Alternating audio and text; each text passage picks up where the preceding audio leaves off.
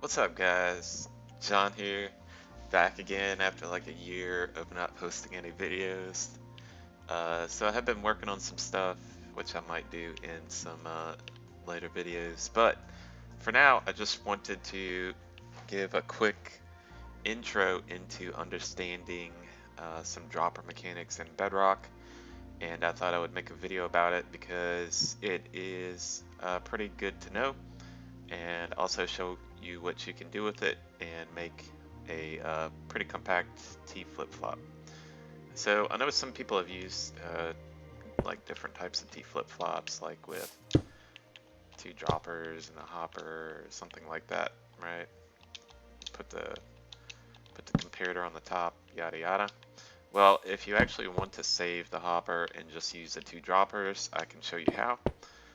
But before we get into that, let's get into some dropper mechanics.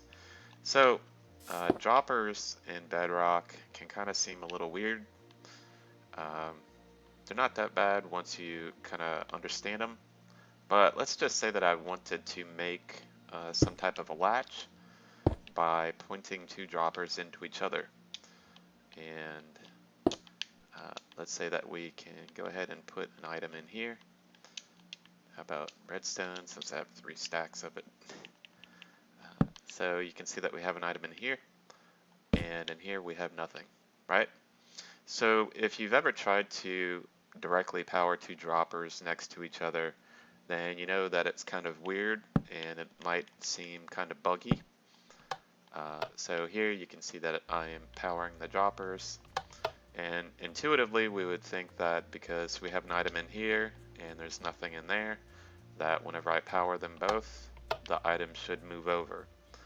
But that's not really the case. What's actually happening is because this dropper is getting powered directly, that one right there, then the item always wants to move back into this dropper if we were powering two droppers at the same time. So let me show you. So just say that we have two dusts there and we have two levers here. So if I power this lever directly above this dropper, this dust is going to have a signal strength of 15 and that one's going to be 14, right? But still both of the droppers are getting powered at the same time. So let's see what happens. Okay, nothing happens. Yeah. So you might think that it's kind of broken or screwed up, but in reality, the item always wants to travel back to the dropper that's being powered directly. So just to go ahead and prove that, if we power this lever, the item will want to travel back to this side. But now that it's here, it's never going to move if we're powering this one. So if we want it to move back, then we can power this one, right? So the same holds true for droppers that are vertical. So if I point one up, and then above it I point one down, and we just put an item here in the bottom. Okay, then we can just come off with a comparator here. So you can see that the item is there. So if I try to just put a lever here and power it, then the item is never going to move, right?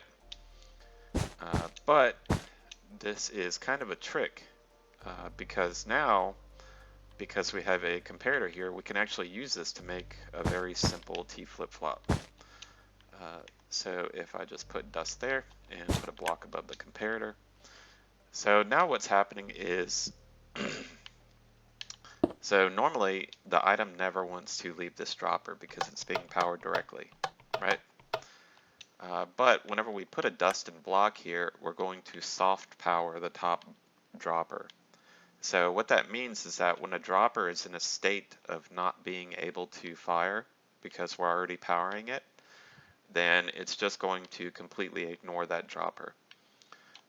So if I were to just say, like in this case, if I have my repeater there and a lever, the item never wants to move, right? But if I soft power this by powering a block on top of it, then the item does want to move, you see? So because this dropper is already being powered, it cannot, try to push an item. So that means that whenever we do power it from this side, the item will get moved over. So now if we want to move the item back, we simply have to turn off this lever and then power the droppers again. So now that it's here, the item will always stay here unless the top is powered, right? So I guess almost like a D flip-flop. But in this case, we can actually use this to create a T flip-flop. So you can see now that the item moved up to the top. The comparator turns off, which means that now, whenever I power it, the item will want to move down because I'm powering the lower dropper. So now we're back to the state of soft powering the dropper up top, and it will trigger again. Okay, so very simple T flip-flop. And if you wanted to just if you wanted to be able to power the top block, of course, then all you have to do is put your comparator on the top.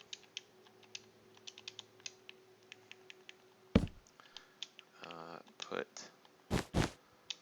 your blocks in dust like this to where you can power the lower dropper, and then we can put a lever on the top. So now we can have another T flip-flop. So very simple, very easy. I think they are pretty reliable. So that is all I would like to share today. So if you want to see some more big machines and things, I will probably have that in another video in the future. But for now, I will see y'all in the next one.